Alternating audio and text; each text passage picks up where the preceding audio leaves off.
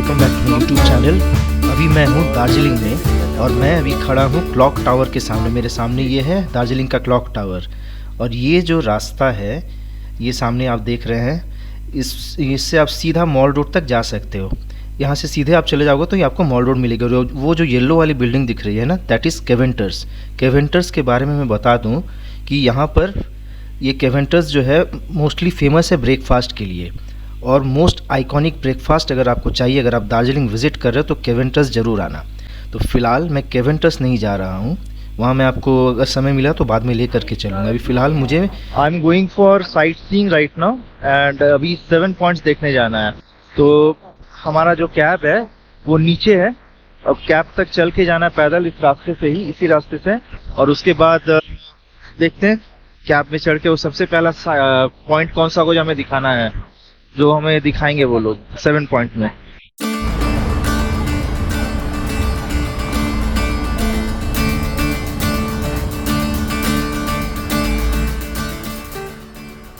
और इस रोड का नाम है लादेन ला रोड और ये सीधा जो है रेलवे स्टेशन तक जाती है, दार्जिलिंग के रेलवे स्टेशन तक। और सामने जो आप देख रहे हैं जिसमें आइनॉक्स का ये मल्टीप्लेक्स चलता है, ये है रिंग मॉल, दार्जिलिंग का इकलौता मॉल।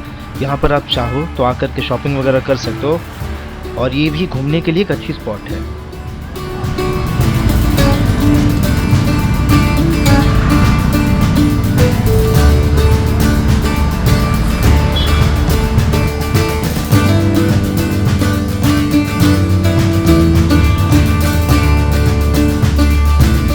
तो ये कैब में है, अब मैं जा रहा हूँ यहाँ से सबसे पहले हैप्पी वैली टी एस्टेट। और जुबेल जो सुबह मेरे साथ थे, अभी मेरे साथ जुबेल के भाई हैं प्रशांत, तो अब ये मुझे पूरा दार्जिलिंग घुमाएंगे जो 7 पॉइंट्स है।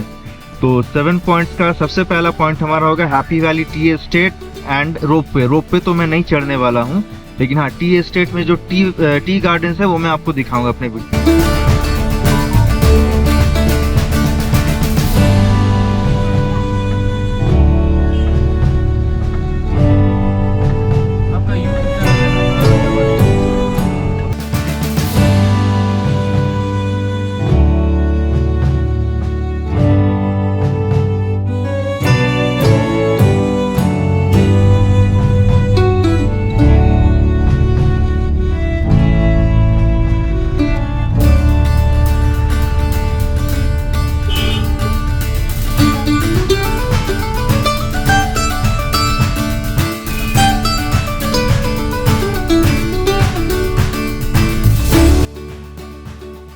कॉलेज यहीं पे मैमुना की शूटिंग हो चुकी है, प्लस यारिया मूवी की शूटिंग भी शायद यहीं पर की गई थी।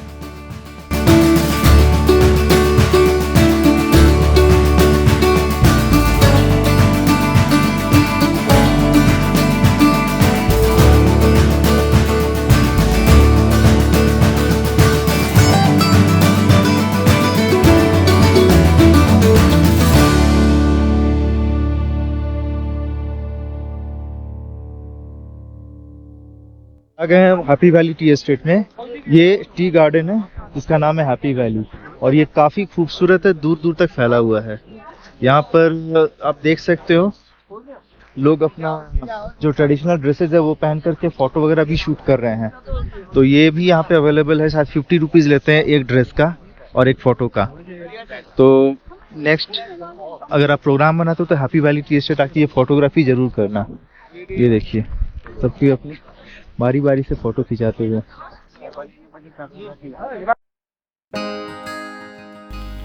Happy Valley Tea estate is the second oldest tea estate of Darjeeling और इसको इस्टेब्लिश किया गया था 1854 में।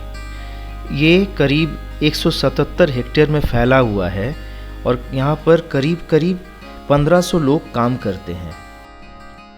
अगर वेदर साफ हो तो यहाँ से आपको कंचनजंगा माउंटेन रेंजेस के काफ़ी खूबसूरत व्यूज़ देखने को मिलते हैं। मार्च से मई तक का महीना यहाँ पर फर्स्ट फ्लश टी के प्लकिंग का सीज़न माना जाता है।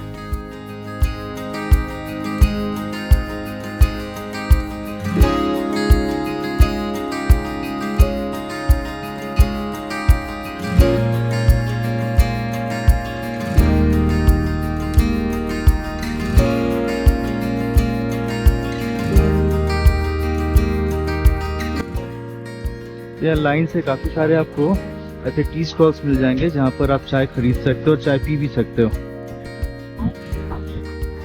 तो मैंने कुछ चाय यहाँ से लिया भी और चाय पिया भी। यहाँ पर चाय का स्वाद भी अच्छा था। अब आगे जा रहे हैं यहाँ से Gombu rock and Tenzing rock. तो चलिए आगे देखते हैं। तेंजिंग रॉक आ गए हैं, तेंजिंग रॉक। अब तेंजिंग रॉक अगर आप लोगों ने दार्जिलिंग के वीडियोस देखे होंगे पहले अगर आप लोगों ने दार्जिलिंग के वीडियोस देखे हैं तो आपने तेंजिंग रॉक ज़रूर देखा होगा। तो मेरे वीडियो में पहली बार आप तेंजिंग रॉक देखने वाले हो। तो आइए चलते हैं तेंजिंग रॉक और आपको दिखाते भी हैं।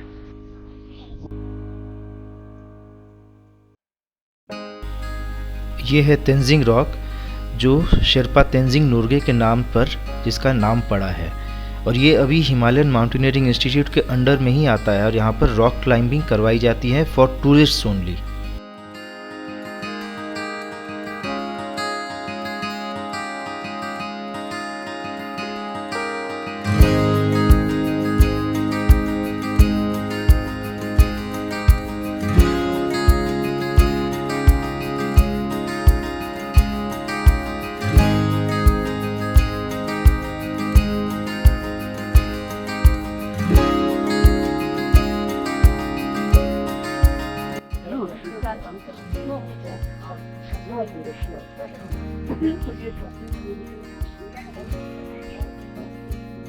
क्या बने?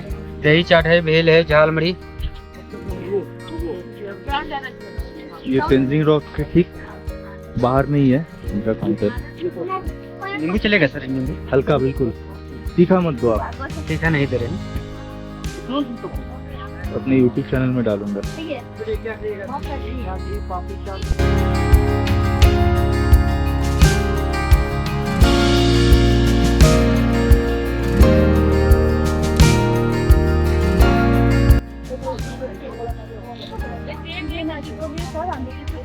अच्छा है, टेस्टी है। आप अपने अंदाज के हिसाब से इसमें मिर्च मसाला जो है डलवा सकते हैं।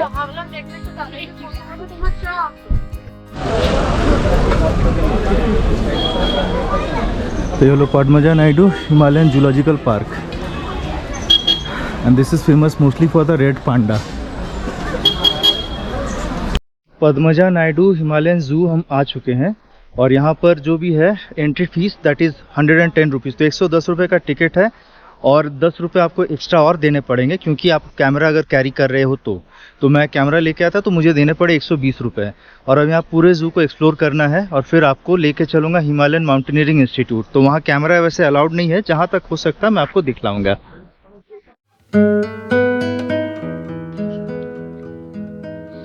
Padmaja Naidu Himalayan Zoological Park, जिसको बहुत पॉपुलरली दार्जिलिंग जू नाम से भी जाना जाता है, इसको इस्टेब्लिश किया गया था 1958 में। ये इंडिया की लार्जेस्ट हाई ऑल्टीट्यूड जू है और ये खास तौर पर फेमस है यहाँ पाए जाने वाले कुछ एंडेंजर्ड स्पीसीज जैसे कि रेड पांडा या फिर स्नो लेपर्ड के लिए। इन एंडेंजर्ड एनिमल्स के ब्रीडिंग के लिए भी ये जू काफी पॉपुलर है।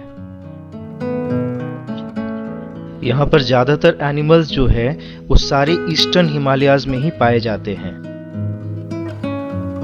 तो यहाँ पे है एक रेस्टोरेंट छोटा सा खाने पीने के लिए, क्वालिटी रेस्टोरेंट, क्वालिटी का ही है जू रेस्टोरेंट। और आगे जो रास्ता है that goes to Himalayan Mountaineering Institute, वहाँ भी चलेंगे हम कुछ देर में। यहाँ का मेन अट्रैक्शन है रेड पांडा और स्नो लेपर्ड। स्नो लेपर्ड तो आप सामने स्क्रीन पर देख ही रहे होंगे। अब आगे आपको रेड पांडा भी मैं दिखाऊंगा।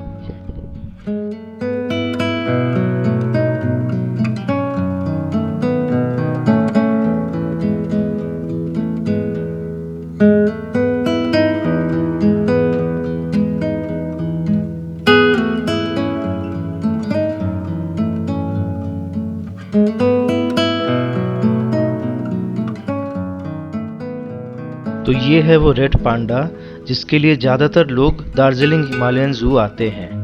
ये एक एंडेंजर्ड स्पीसीज है जो कि मोस्टली नॉर्थ ईस्टर्न हिमालयाज या फिर चाइना में ही पाई जाती है। ये लोग ज़्यादातर बैम्बू के लीव्स या फिर फल वगैरह पे ही ज़्यादातर निर्भर रहते हैं और ये जो जगह है दार्जिलिंग हिमालयन माउंटेनियरिंग इंस्टीट्यूट, यहाँ पर इनका ब्रीडिंग भी होता है।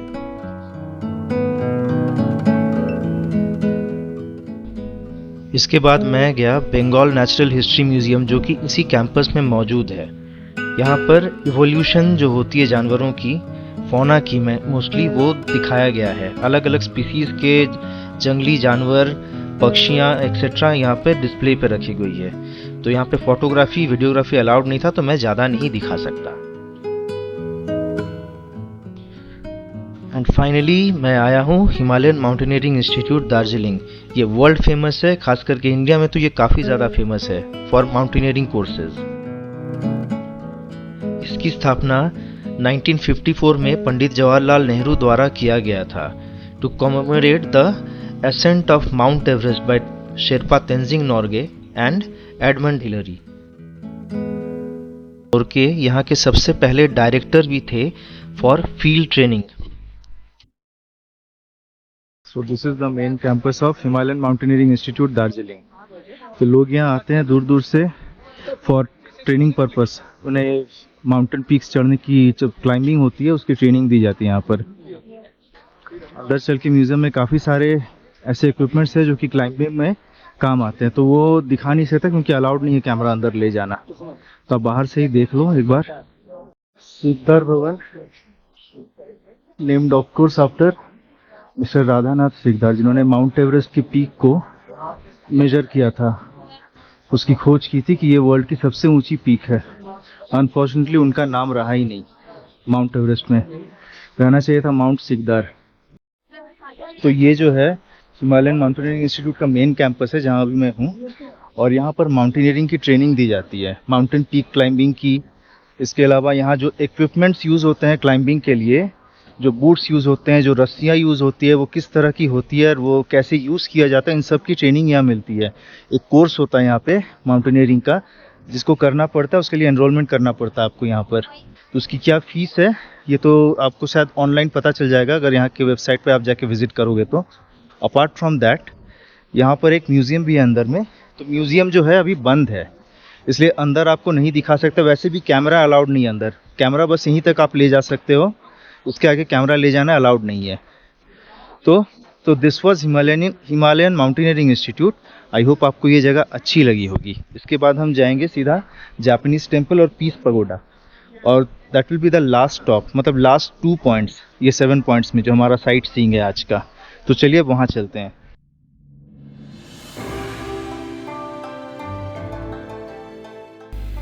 हमारा आज का 7 पॉइंट का लास्ट स्टॉप जो है वो है जापानीज टेम्पल और पीस पगोडा, जहाँ पर अभी मैं आ पहुँचा हूँ। तो पहले चलिए देखते हैं जापानीज टेम्पल को। ये जापानीज टेम्पल 1972 में बन करके तैयार हुआ था, और इसका असली नाम है Nipponzan Myohoji Buddhist temple.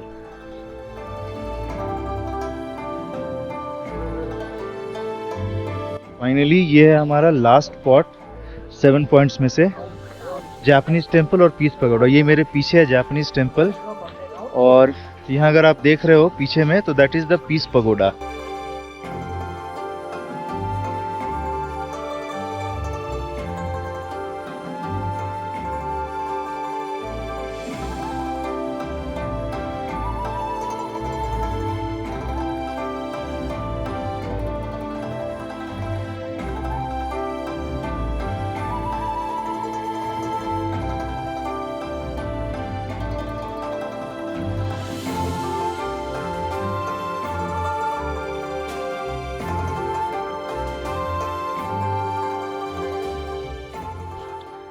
Close to the Japanese temple is situated the Peace Pagoda. अगर आप दार्जिलिंग आ रहे हैं तो ये पीस पैगोडा और जापानीज टेम्पल आना बिल्कुल न भूलिएगा। This is a must visit place if you are planning to come to Darjeeling. इस पीस पैगोडा का फाउंडेशन स्टोन निशिदात्सु फूजी के द्वारा 1972 में रखा गया था, और ये बनकर तैयार हुआ 1992 यानी कि 1992 में।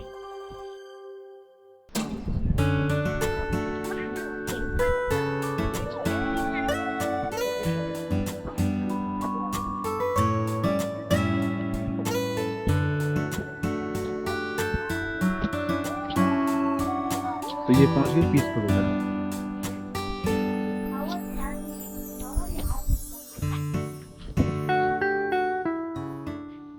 इस पीस पैगोडा की परिक्रमा अगर आप करते हो तो यहाँ आपको भगवान बुद्ध के 4 अलग अलग मूर्तियाँ 4 अलग अलग मुद्राओं में देखने को मिलेगी।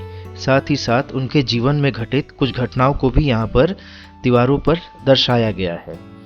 ये सारी मूर्तियाँ गोल्डन कलर से पेंटेड है और देखने में काफ़ी ज़्यादा आकर्षक लगती है।